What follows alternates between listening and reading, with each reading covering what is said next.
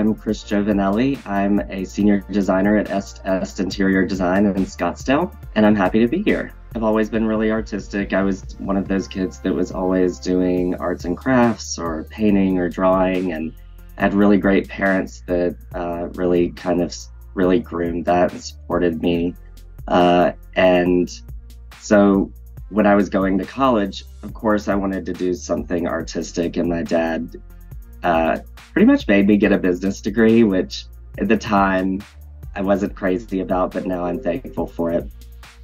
So I studied business and art history. I moved to Arizona right after graduation and didn't really know what I wanted to do. I knew that I needed to go work and it would point me in the right direction, so just go get a job. So I went to work for a bank, and I worked there for 365 days. I worked there for 365 days. I knew day one that this was not a good fit and I was not going to like it, but it was my first job and I was going to be there for a year. So a few months before that 365th day came, I explored going back to school for interior design, and I did. And I started in a summer semester and got through it as quickly as possible and started my own business right after graduation. And as it turned out, that business degree served me well. What I learned about interior design through practicing it was that a realization that our environment is what has the most immediate reaction on us. So on an emotional level, on even a mental health level, our surroundings are so important. And I've always wanted to fix everything. And that's a characteristic that has been a detriment at times, but I'm still here trying to be a warrior for things and to fix everything. And so I thought that this would be a really great profession for me because I would get to make people happy. About 5 years ago, a friend of mine he was Tony Sutton, who owned Est Est, planted a seed for me to come work with him. And I was initially like, that's crazy. And he watered that seed, and here I am, and it's been great. So part of what was so appealing about Est Est is the rich history that it has and how it's been changing the landscape of design in Arizona for 65 years.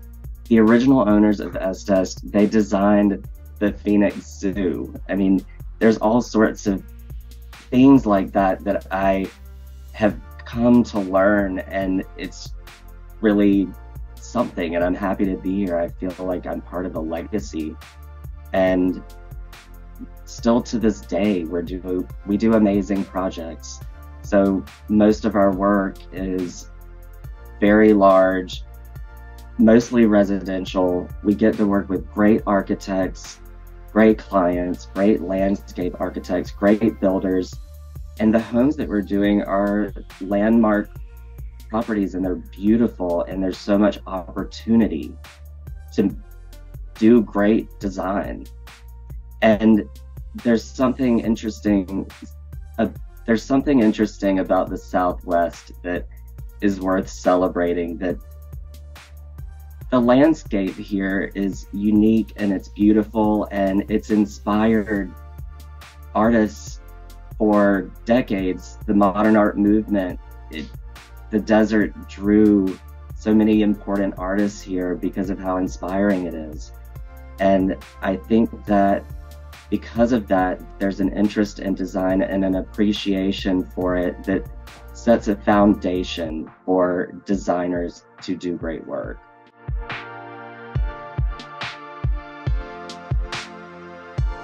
In the Southwest, clearly we're in the desert, and so we have things that other parts of the world don't have as abundantly, and then we have things that we have less of, so water and sunshine. And while not every client, and most clients aren't going to ask us for how is my new home going to, what carbon footprint is it going to have? I mean, we're not going to get asked that question often, but as professionals, we kind of have a responsibility to keep up on materials and how we can benefit long-term our environment by the choices that we make.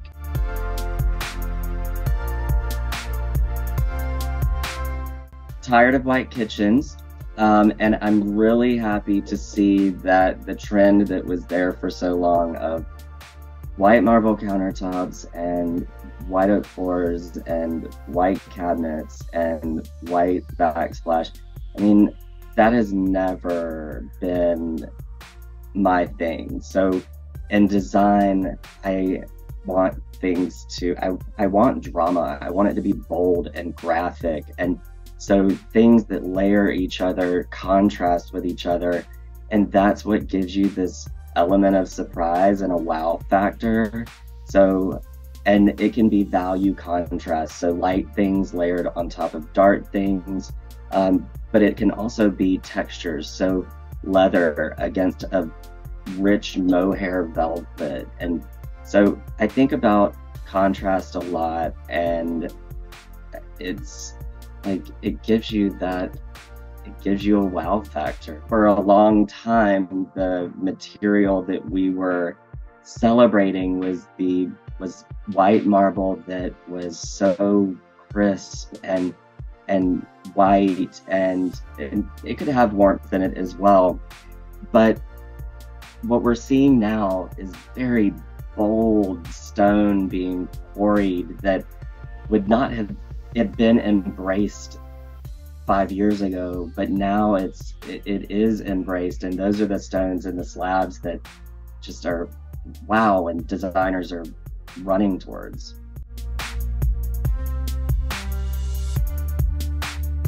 A friend of mine about 10 years ago came to visit, and I was just moving into a new office, and I was so excited about it, and it was beautiful. It was on the 15th floor of an office building in downtown Phoenix. And she said to me that she was having a conversation with a group of our friends just the week before about how amazing and how happy they are for me with everything I've done. I'm like, well, Katie, I just had a series of lucky things. She's like, no, you have had a hurdle. And I asked her what she was talking about, and she said, you're bipolar, which I am. And that was, I had never thought of it that way. We all know that there's ups and downs that come with being bipolar, but at the same time, it's a series of intense emotions and intense sensitivities. And I think that what I've been able to do is harness that and use it as passion into my projects. And I did not know I was doing that, but now I do know.